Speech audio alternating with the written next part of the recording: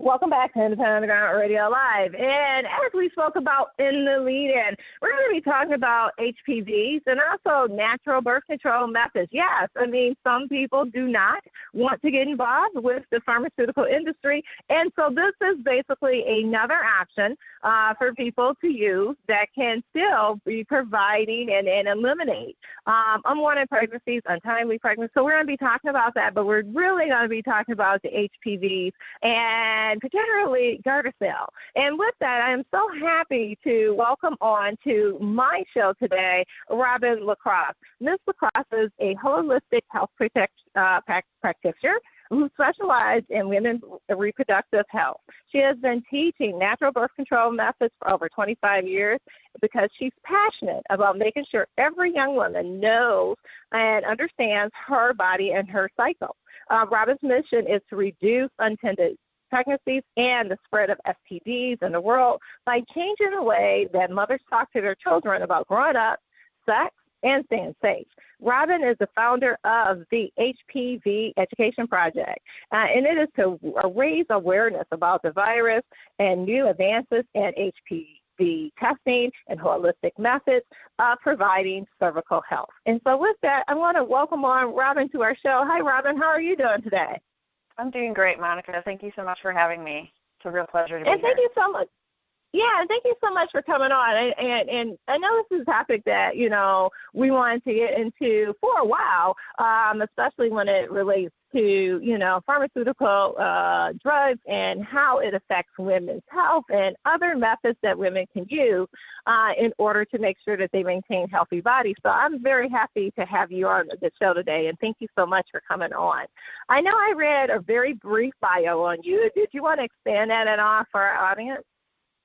What I would add to that is, my passion really comes from, growing up not really having a good understanding of my body and cycle, in spite of having, like the quote-unquote talk with my mom and, having relatively good sex education in school, I still was left feeling very clueless, and I didn't know how to protect myself without, using the birth control pill, from getting pregnant and this type of thing. And so it really just triggered a journey in me, a quest for information. And when I discovered that my body was sending me signals every month that I could learn to identify and use that information to avoid getting pregnant, it just exploded my reality. It's like my mind was just blown. Like I had no idea that, my body was doing any of this stuff or that I could learn to figure out, how to do it.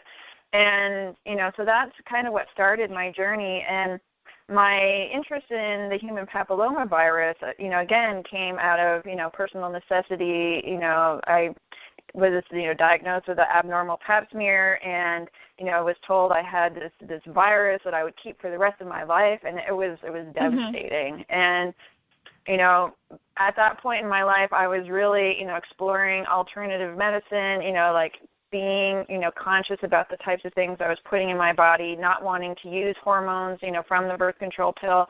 So when I had this diagnosis, I started looking into alternatives and, treated my situation, which was, moderate to severe dysplasia, and, was able to bring my pap smear back to normal, using natural methods. So it's important to me to let women know that there are alternatives out there, and your doctor doesn't have all the answers, and alternatives can actually be very effective. So yeah. Okay. All right, well, thank you. And I wanted to get into, I know we're going to be talking about HPVs and other methods besides the pharmaceutical drug industry. But when a woman gets have a pap smear, or even I would say a teen, teens also get pap smears, and it comes back as abnormal. At that point in time, that's when, the panic, I guess you could say, sets in. Like, oh my gosh, what do I do? Obviously I have have a medical doctor, usually specialized in OBGYN, that's telling me, well, you need to take this or do this, or better yet, you need to use this method in regards to what it is that is occurring with your body at that time. And so with that, you may not have the opportunity to actually think it out and say, okay, well, let me take 24, 48 hours, and try and absorb this information and then decide what it is that I should do for myself from here. I guess that's number one. That would be my first question, is that should women automatically panic when they get an abnormal pap smear? Well, when your doctor is telling you that you have precancerous cells in your cervix and they want you to go for biopsies, it's kind of hard not to panic. And I think that's a total normal reaction because the medical establishment, they kind of scare women, when this happens. And it is a scary thing, and you shouldn't ignore it. However, it doesn't need to be like this big freak out that it becomes. I tend to think of, an abnormal pap smear. Normally, the majority of abnormal pap smears are caused by the human papillomavirus, which is a sexually transmitted virus that they're not testing for, in the standard STD panels. And currently, the majority of the testing that's available is only for women who have had an abnormal pap smear. And so there's new testing available, which we can talk about that. But in general, when you go to your doctor and ask for an HPV test, if you're a man, they're going to tell you that there isn't a test available. And if you're a woman, they'll, tell you about, testing available to your pap smear. Okay, but it wouldn't be until you have an abnormal pap smear normally that this subject would even come up. Okay. Right. Okay, yeah. They don't normally check for it. It's not like routine. If you're over the age of 30 and you have an Obamacare policy, the way things are at this very moment, a woman can ask to have HPV tested separately.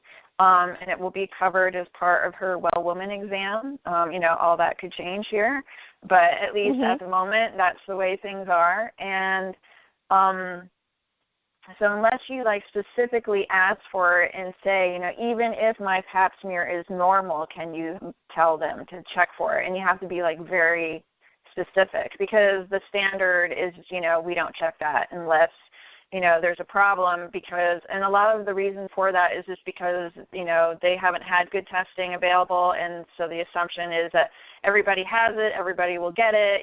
Most people, it goes away. If it doesn't, we have these invasive procedures. We can, cut and carve your cervix up to, get rid of these cells. And it works. But it can put, future fertility at risk.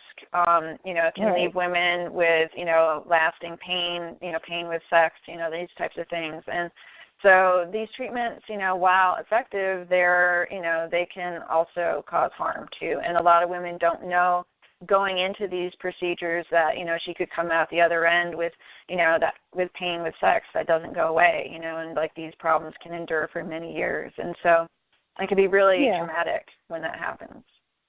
Well, I can imagine. Yeah, it would definitely be traumatic, to say the very least. It affects your life, your relationship. It's big. Yeah. And then trying to, obviously as you get older and more mature, maybe getting married and having kids. I mean, that could definitely leave some long-term effects there. Okay, so with HPV, right, I would say before, I'm just going to guesstimate here, but before probably the early 2000s, obviously this virus existed even before then, but it wasn't really talked about as much. It wasn't, something that it was talked about in the media or, through print media. And so now it has kind of, that that term HPV has kind of made the mainstay. And you also mentioned that it is associated with various STDs and viruses that will take place during sexual acts of contact. And I guess my second question, before you get into the nitty-gritty of the interview, is why now? I mean, why is it, if this is something that has been affecting women, I'm assuming, for a long time, why is it that they took so long, or medical science, or, even media has took so long in order to inform women that this is something that can be serious, and also on top of that, needs to be treated, in various aspects, well, hopefully naturally, but needs to be treated. Why did it take so long? Well, it's a great question, and they figured out, I think in the 70s or somewhere around there, that HPV was associated with cervical cancer. In the 70s, 80s, and beyond that, HPV was mostly talked about in the context of genital warts, and really wasn't talked about very much, unless just in passing reference to the genital warts, but until we had the vaccine. And once we had the vaccine, then there became reason to talk about it, because they had a product to sell to, vaccinate kids against a few strains. In my opinion, that's why it's being talked about more. It's been a problem. It's an ongoing problem. HPV is our most common sexually transmitted disease, but because we haven't had, good testing for it, outside of, like, say, the research environments or outside of our pap smear, there hasn't been any tests for it. And so, they can't test men. If they did test men and they don't know what to do with them, it's like, clearly they're not going to, carve chunks out of his penis the way they do, a woman's cervix. So, right. They don't know what to do with them. And so, therefore, it's kind of like, this is my personal opinion, it's kind of like, the head is being stuck in the sand. It's like, if I don't pay attention to this problem, it'll go away. We'll just treat the women who have the problem, and we won't talk about prevention because we can't test for it. So what's the point? Blah, blah, blah. Just throw up your hands and walk away. It's like, well, as somebody who's, been diagnosed with HPV twice and had problems with it, it's like, if there's a way to test, I want to know if the person I'm about to sleep with has the virus. I mean, doesn't mean I'm not necessarily going to sleep with that person, but I want to be aware. It's like, it's all about making conscious choices. And, you can use condoms to reduce your risk of transmission, but, condoms don't provide 100% protection because it is transmitted like herpes, skin-on-skin contact. But, like if one partner is positive for genital HPV, then you probably don't want to give them oral sex, because it can go from, genital to oral. And we have found it more recently that HPV is being associated with other cancers in addition to the cervical cancer. So anal cancers, penile cancers, which we knew, but it's not very common. And then also oral and throat cancers, which, as it turns out, men are being diagnosed with oral and throat cancers at almost the same rate as women are being diagnosed with cervical cancer. And we're screening women where we're not screening, people for oral HPV. So kind of interesting there. And, guys might want to know. And now there's a new test that's available so people can find out. So and it definitely makes that definitely makes sense, the connection between the, I guess you could say, more information and media-wise being shared when there was a vaccine. The money connects with vaccines and etc. So, okay, so I know I guess this article is in 2011, but I think this is still vital in regards to, in this NPR interview. It says basically, many find basically the HPV vaccination compelling. Now, cervical cancer strikes about 12,000 women a year and kills about 4,000. And the vaccine, Gardasil, and I think it has also a coordinating name also, requires 3 shots over 6 months and can cost upwards of $400. I think it went up to $1,000 now. And it's not always covered by insurance and sometimes even various governmental agencies. So I guess here's my question when it comes to Gardasil. I know there has been some controversies, some side effects that has happened. A couple of women even noted that their vaccinations had a link to Lou Gehrig's disease. I know there's at least that, and there's probably more, but these are just the documented cases. 88 documented cases of connections to the vaccines and various side effects which were detrimental to women, and at least documented 8, but probably more, deaths. So it's like, I guess the question that I'm trying to ask here is, why would, I guess you say, a pharmaceutical company put a vaccine up for women, right, which has these side effects and has led to some deaths and even some lawsuits, and not really, provide that accurate information at the same time that they're pushing for the vaccination to be widely used among women? Well, it's all a very good question. And, I mean, I'm going to say there's probably a lot to do with money, So far they've vaccinated upwards of, 170 million boys and girls. I mean, multiply that by 400, or $1,000. I mean, that's a heck of a lot of money. Right. And it is. So, with any vaccine, the dialogue surrounding it is, it's like we're doing this for the good of the public kind of thing. So by vaccinating the masses, we get to reduce, the people who get sick and die, from, these diseases, whether smallpox, polio, cervical cancer, or whatever. The the vaccine for a sexually transmitted virus is an interesting situation, because it's not something that you can, catch by breathing the air kind of thing, or, drinking the water. It's something that, you get from intimate contact. And so, we have the power of choice over who we have, contact with, how many people we have contact with, et cetera, et cetera. But even if you have sexual contact with one person, this virus is so common that unless they're have never engaged, intimately with another person, there's basically a 50-50 chance that they could carry the virus. So, right. It truly doesn't matter, how few or how many, people you have had sex with. Of course, the more partners you've had, the more opportunities you have to be exposed if you've got a 50-50 chance every time you engage sexually. But so, and then there's also the point, too, that, the vaccine only protects against, either 4 or 9 strains of the virus. So in the United States, we have, one company who's providing vaccines.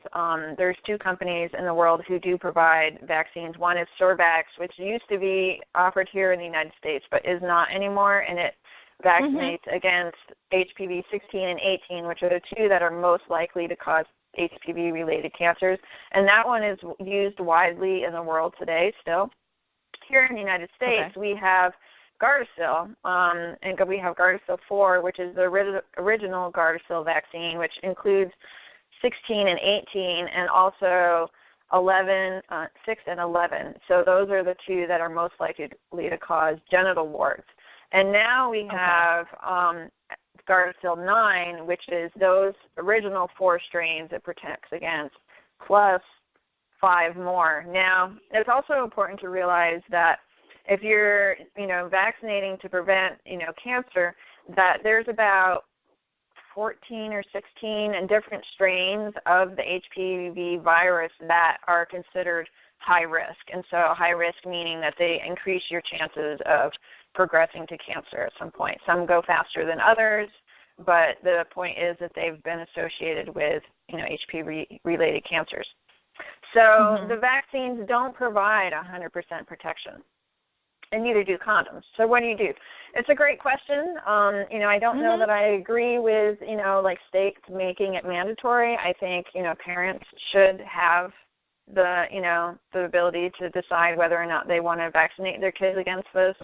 The good news is that, HPV, my opinion of HPV and the problems that it causes with the cervix, it's kind of like, we find that a lot of women who are having cervical problems with HPV also have certain underlying factors in their life. They may be smokers. They might have a lot of stress in their life.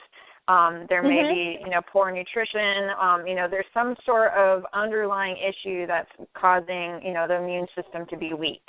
And when the immune system is in a weakened state, then it becomes more likely that the virus is going to cause problems. And so, in a sense, you could almost think about, HPV as like a cold virus, maybe. It's like, if you have an elderly person who gets a cold, it could become pneumonia. It could, become fatal. I mean, there's different progressions of a flu. It's like if you're healthy, then you're going to, be sick for a little while and then you'll get better. Your body will fight it off. Well, it's kind of the same with HPV. It's like, this virus, you're exposed, and then once you're exposed, a few different things could happen. It's like your immune system could be like all over it, and it could clear it out, and you'll never even know that you were exposed. It could, if you, depending on what strain you're exposed to, you could get, warts, you could have problems with your cervix, that type of thing. So your immune system doesn't fight it off and it causes a problem. It could go away within a couple of years, or depending on your immune system, it could become a persistent infection. So again, there's like 3 different scenarios right there that could happen. It could be, genital warts, it could be cervical problems, it could, clear up, or it could persist. So, yeah, it's really, so it really, when you're exposed, it really depends on what's happening in your immune system. The HPV could be present, but your immune system could be keeping it in check, and so it's not causing problems. But if you were to test, do a test, it would come up positive. And so then so you can, take steps to boost your immune system or protect sexual partners, that type of thing. So. Yeah, definitely. Because I know Dr. Diane Harper, she's a professor at the University of Missouri Kansas City School of Medicine. She believes that vaccine is being way oversold, and the reasoning is, according to a quote, 95% of women who are affected with HPV never ever get cervical cancer, and it seems odd, very odd, to be mandating something for which 95% of infections never amount to anything. So it kind of confirms what you were saying, is that basically, it depends. So you can get one of, I'm assuming you said 16 strains, and depending on if you have a healthy, immune system, you're taking whole body care of your body, making sure that you're eating healthy, obviously getting rest, et cetera, et cetera. It may never occur to anything similar to what cervical cancer is or would look like. And so I guess that kind of gets into some of the alternative methods in order to, prevent or even reverse the HPV infection. What would those be? I mean, how can, because we have been told, you get a pill, it fixes it, and so now it's like, okay, I don't necessarily have to get a pill. Why and how would that work? Yeah, and before I answer that question, I'll just add 2 additional points, for your last question. Just to clarify, there's actually about 40 different strains of HPV. Okay. And all there's closer to 200, and, it's a wart virus. Oh. So it can, cause, warts on your hands, on your feet, this kind of thing. But they don't all affect the genitals. Only about 40 or so different strains can be found in the genitals. Most of them, don't cause problems. You'll never know you had them. But the group of the high-risk strain ones, those are the potential ones, the 14 or 16 or however many there are, can potentially move into cancer. So there are low-risk strains, and those would include, the wart viruses, like the strains 6 and 11, which we know do cause warts. And so there's a whole range that can actually affect the genital tract. And now that we have new testing available, there's 2 different kinds of testing. One will just detect the high risk strains, and then there's also HPV DNA testing, the full genotype testing, which will test 49 different strains of HPV, look for 40 different 9 strains. And see, if you've been exposed to any of those. And we're learning more and more about each of the different strains, as time goes on. And so we're finding that some strains, are, more likely to cause cancer in this segment of the population, or, you know, like different things like that. So we're learning more, and as we learn more, you know, I think I'm hoping anyway that the DNA testing will catch on, because it's, you know, it's not that expensive, you know, considering you know, what it is type thing. So, but then to go into and one other final point about the vaccine, you know, I also think, you know, like, what if we were to use, like, say, the testing that's become available, you know, the new genotype testing, the, you know, testing for men and women, and, like, say, for example, one of the, you know, partners in a couple has high-risk HPV and the other one doesn't, you know, at that point, you know, like, if this is a long-term relationship, you know, type situation, then maybe that person would want to elect to go get the vaccine. You know, I mean, it's all about choices. And, you know, exactly. How can we apply the tools that we have available to us in a way that works for ourselves and our lifestyle and that kind of thing? So, definitely. So, yeah. So I just wanted to when make we those talk points. about thank you. We definitely appreciate that. When we talk about alternative methods, right? Yeah. Obviously, this is preventing HPVs coming in the first place. And so, what type of, I guess, methods would those be? How would we be able to use those methods to avoid actually even having to, you know, have that risk? Especially as women, of cervical cancer or other things that could be harmful to our cervix and harmful to our reproductive health. What would those look like? Yeah, actually, as you're asking that question, it reminds me of a free gift I have on my hpvedu.com website, and that's my 3 strategies to avoid HPV, essentially. And so one of the, you know, my strategies is to use the new testing that we have available. You know, it's the first time that we've ever been able to test, you know, like before you actually have sex with somebody, and to find out if you know, if they have HPV, instead of like waiting until the woman's pap smear comes back abnormal. You know, I mean, at that point, you're in a situation where this really stinks, you know. It's like, I wish I knew this a little in advance, you know, because, I mean, you can, like, do all the right things. Like, you can take your new partner to Planned Parenthood, to your doctor, you know, whoever, and say, test me for everything, blood, saliva, swabs, whatever you can do, I want to test for it. And they can do that, and you're still not being tested for HPV. And they're not even going to tell you unless you ask. It's like, it's not even part of the conversation. And so it's like, so I want to raise awareness and, you know, let people know. It's like, you know, check, ask your doctor, are you testing for HPV? I'm pretty sure they're going to say no. You know, I mean, this new test is FDA approved. It's available to doctors, but it hasn't caught on in the mainstream medical establishment yet. And I hope it does, because it's a great tool. But until then, I'm going to tell people about it, and they can get it through my website. And, you know, it's like, it's a great tool. And so, like, I'm very excited about it. What is the name of that test? I guess what is it? I know they can also get it through your website, but what is the name of it? The company that's making it available is called Self Collect. So their website is selfcollect.com, and if you go through my website, I have like a 10% off coupon code, and the test that they offer through you know, their website will test for, it'll differentiate HPV 16 and 18, and then test a pool of 12 other high-risk viruses. So it'll tell you if you test positive, but it won't tell you for which one. So you'll know that it's just as high risk, but you won't know which one. And then the full genotype testing, which they're not actually making available on their website, but because I've had conversation, you know, with the representative at the lab, I met her at an event that I went to for naturopathic doctors, and you know, anytime anybody talks about HPV, they get my attention, especially if it's about testing, which, you know, I happen to know that there wasn't any. So when she said that, I'm like, what? Tell me more. And so, you know, so I knew that, you know, the lab that she works for has the capacity to do the full HPV genotype testing. And she sent me and my partner kits just to play with, so that like we got them for no charge. We got to do like oral, vaginal, penile. We both did oral, this kind of thing. So we got to play with it, and of course that is exciting for me.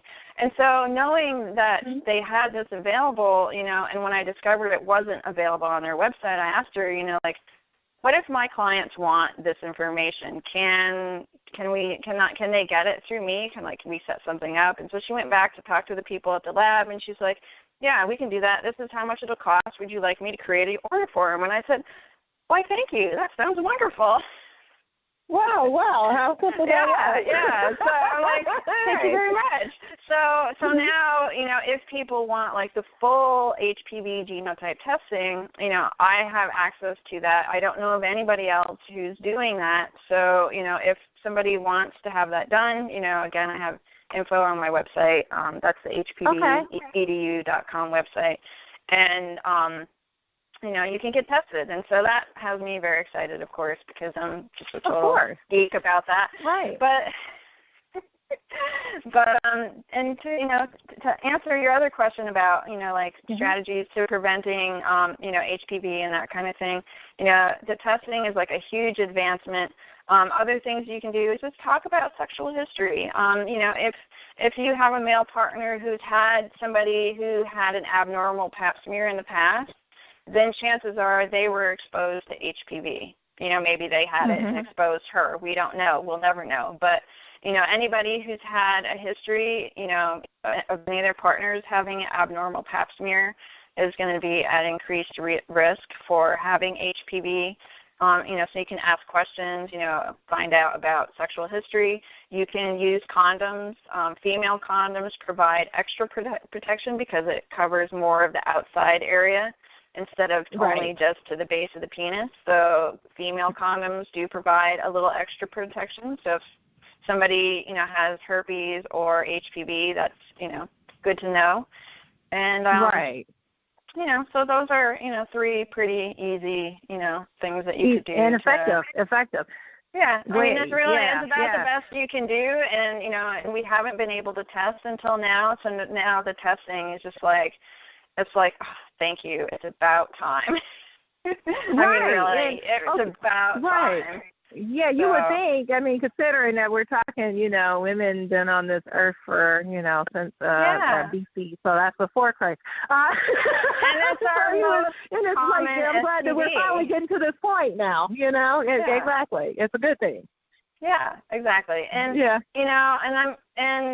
certain populations are at greater risk, like the African American community. It seems to have, a higher rate of infection.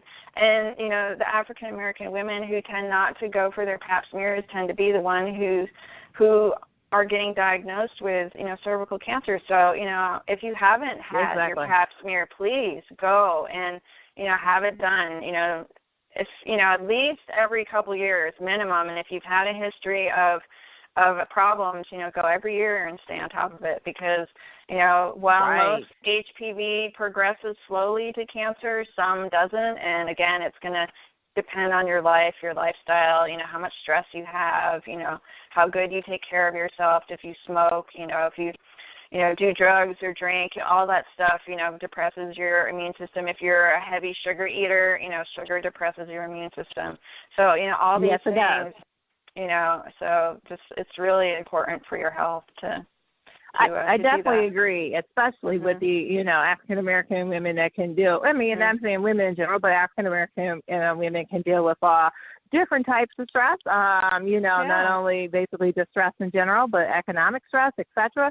It does come among all women, but in the same aspect, these are things that you have to be proactive, not reactive, in regards to your body and how you can keep your life on this earth as long as possible. And these are some ways that you can definitely be proactive and not reactive. I also wanted to, now what's the cost, or general cost, I guess you say, we can even go on a scale, in regards to getting the testing? Is it covered by insurance? I guess that's another question. I don't know if it's covered by insurance, maybe. Okay. I'm not sure because your Probably doctor's not. More likely than not, no. Yeah, I mean, just to be safe, let's assume no because it is a home test kit. You can do it in the comfort and privacy of your own home. So if pre-existing conditions become a thing again, it's like you can find out privately. If you've been exposed to HPV, you can take steps on your own to protect yourself. And then if you ever have a problem in the future, you haven't been tagged with a pre-existing condition or something like that. I mean, I don't know if that'll become a problem, but things are crazy right now, and we don't know what's going to happen. So just cover your bases. But to answer your question about the cost of the testing, it's about $80 or $90. I think if you use my coupon code, it's like $79. If you want the full genotype testing, that's $150. And that's per location. So if you want to do, the vaginal, you can do that. If you want to, have your partner tested, you can order a penile kit, you can order a separate kit for the oral, so you can find out, oral infection is definitely less than the genital infections, but it is on the rise. And we've, and men, like there was a study that came out recently, saying that, about, 45% of men are testing positive for HPV compared to 40% of women. 1 in 4 men are, testing for high-risk HPV. 1 in 5 women are testing for high-risk HPV. And the numbers are similar for, the men. Like the men have a higher rate of oral infection. I don't remember the numbers. I think it's 7%. And then again, it's like I think 1 in 4 are testing positive for high-risk. And then for women, it's more like 1% of women are, testing positive for the oral HPV, and that's, any strain, and, a smaller percentage of that for high risk. So men are definitely carriers of HPV. Yeah, they need to be, for sure. Right, and you bring up another point, which is because normally men are not being tested for this at all. So with that, they definitely would want to know because that, number one, that gives them opportunity to protect themselves and improve their health and overall outcome, and also for their partner, whoever that may be. You're actually protecting your partner. And so, this is another reason to get that genotesting, in my opinion, for men. You don't want to lose your wife to cervical cancer and, this kind of thing, like leave you with little babies to raise. It's like you want to keep that family unit healthy and happy. So it's like, your reproductive health, preventing, STDs is so important. And, I'd really love to talk a little bit, too, about, like, what happens if, somebody does test positive for HPV or has a abnormal pap smear. Sure, yes, please. Go. Could you go and speak on that definitely for our audience? Yeah, when a woman has, an abnormal pap smear, and we were talking, at the beginning of the call, of how scary it is. And, there's this real rush to, go get your biopsies, let's find out, like, is it cancer? Like, how serious is this? How extensive is it? This kind of thing. And then the treatments that are offered, tend to be invasive. They involve, cutting or burning or, freezing the cervix, removing pieces of it. And it can have long-lasting impacts in many different ways, as we mentioned before. But what, of course, doctors won't know about this. And what most women don't realize is that, like I was saying before, it's like cervical health is kind of a reflection of your overall health. And in a way, like when you've been exposed to HPV, your cervix becomes like the canary in the coal mine kind of thing. So like when your immune system is down, when you're not taking as good a care of yourself as you could be, then the HPV tends to like start causing problems. And so I view it as an invitation to really look at your life and see where you can make improvements. How can you take better care of yourself? If somebody has, just like mild changes in their pap smear, they can probably, handle, that evaluation, looking at their life and making changes and improvements themselves. But for women who've had like moderate to severe, dysplasia diagnosis, it's really, I think, in my opinion, important to work with, a health practitioner who can help you get like high potency, nutrients, supplements, who can help you get vaginal suppositories that will, help fight the virus and promote healing of the cervix. And so, what I want people to know is that there are alternatives that don't involve, doing things, cutting, burning, freezing your cervix, those types of things. Mm-hmm. And they do work well. And, if it doesn't work, then you still have the medical options to go back to. Mm-hmm. And the good news is no matter which option you choose, is you're likely to have good results. With the surgical options, it doesn't get rid of the HPV. It can come back. You might need repeated procedures. The same could happen with the natural treatments too. But when I, treated my dysplasia naturally, I had moderate to severe dysplasia. And I think I got rid of the virus. Like we used herbs, we used, nutritional supplements. I cleaned up my diet, my lifestyle. I made a lot of positive changes. And, 6 months later, my pap smear was almost back to normal. It still showed, like, some inflammation, some white blood cells that shouldn't have been there. Like, the cells weren't 100%, but they weren't abnormal enough to label as, like, mild dysplasia or anything like that. And then after that, my pap smear went back to normal. And it stayed that way for 14 years until I got exposed again, which, people will say, like, well, how do you know you were exposed by that person? Well, can I prove it? No. It's true. I did have, a stressful event in my year, in the 6 months prior or whatever, and relationship ended, I had to move. It was very stressful. It was unexpected, this type of thing. And so could my HPV have come back from that? Yeah, it could have. But all of the, every time I went for a pap smear, I always asked them to check, and there was always negative and this kind of thing, although sometimes I think they didn't check. But, I always ask, so that's why I say, from personal experience, it's like make it like crystal clear that even if your pap smear is normal, you still want them to check. And, it's like, yeah, definitely. You have to make it like crystal clear because otherwise they just do their routine thing. So, Yeah, and that's a bright, enlightening story that you even went through, and basically was able to turn the tables around, and it also says to our listeners is that you have to be constantly vigilant, because again, it can come back. Right, so, it can come back. So especially like if you're one of these people who tends to neglect, going for your pap smear, which I know is easy to do. I've done it myself. Right. It's like if you're not making a lot of money, it's like it's real easy to say, oh yeah, pap smear, I really can't afford it. I don't want somebody poking around up there anyway. It's not exactly my idea of fun. So it's like, yeah, we can skip that.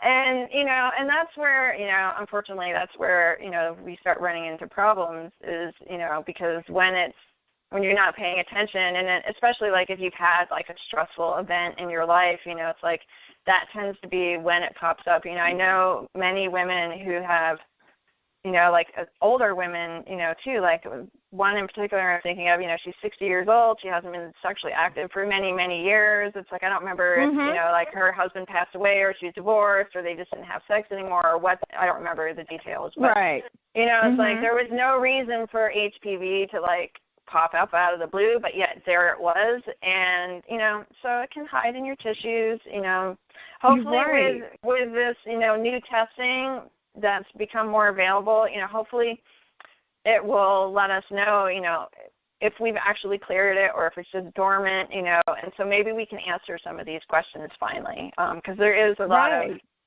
there's like Planned Parenthood will say, oh, well, most people get the virus, but most people will clear it, and that kind of thing. But it's like, well, what does that mean, clear it? Does that mean your immune system completely gets rid of it, or does that mean it goes dormant in the tissues and it doesn't cause problems? I don't know. But until it does again. Yeah, exactly. Until it does again. Right. Yeah, definitely. We don't actually know the answer to that question, and so I'm hoping that, this new testing, as it becomes more popular and available, that we actually get an answer to that question. Well, that is pretty, thank you so much. First, we appreciate, your information coming on this show and sharing this to our listeners. I think it's really important, and I do believe women in general, and men too, need to be proactive.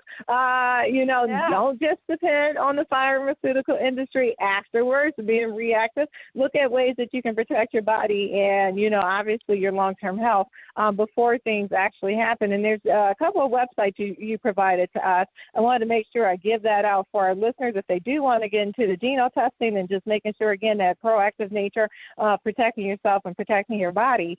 You can go to www.hpvedu.com. Again, that's www.hpvedu.com. You can also go to www.cervixhealth.com.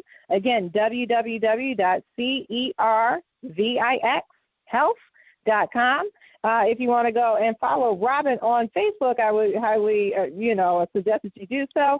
You can go on the HVP Education Project. Just look that up on Facebook. Again, HPV Education Project.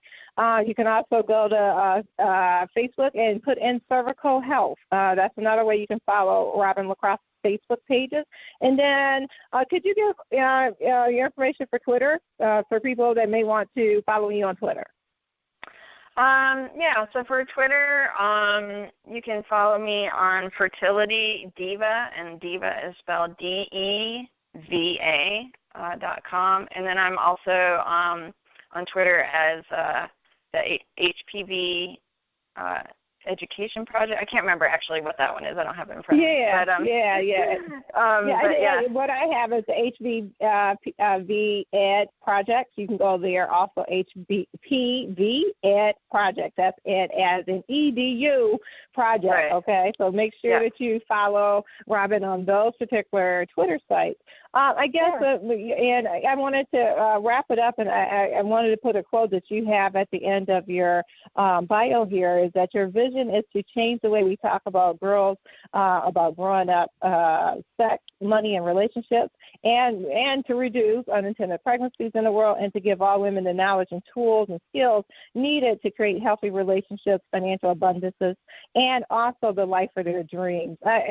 I guess if we could ask you to sum up that quote there, what exactly do you mean when you're saying making sure that women are, in my opinion, 100% confident in their body and also in their being when it relates to sexual relationships? I'll wrap up with that. Yeah, definitely. Thank you. And it's really what it's all about. It's like it starts with ourselves, and if we can share this information with our girls, with our kids, we have the potential to change, the whole generation about how, we talk about sex, how we talk about sexually transmitted diseases, all this stuff. And I just want to let our listeners know, if you have any questions or if you've had an abnormal pap smear and you'd like to, talk about some of the alternatives and see what your options are, I'm happy to have a conversation with people, and they can access me, either way through the HPV EDU website, which is a lot of general information and education about the human papillomavirus and the testing that's available. Or also you can, if you've had an abnormal pap smear, the Cervix Health website has a webinar that talks about all the things your doctor is telling you, what the different things mean, and it also, talks about the different treatment options and also the natural solutions. So, like I said, if anybody had an abnormal pap smear and is kind of freaking out about it, I'm happy to talk to you. And, explore the different options with you. Thank you. Thank you so much. I appreciate your time coming on to Independent Underground on Radio Live and giving our listeners this information. We like to make sure we are giving various details, aspects, and also news that our listeners can use. And talking about this subject has been very enlightening for myself, and I'm sure very enlightening for our listeners. So just want to thank you for your time today. And also for our listeners, continue to listen into the show. We'll be going on to the second half in just a moment. So you have a comment on our interview today? Let us know. Go on our Facebook page at www.facebook.com/IU News Talk, and you can hit us up on Twitter at IU Radio Network, and let us know what you think about the interview. So continue to listen in, and we'll be back in just a moment.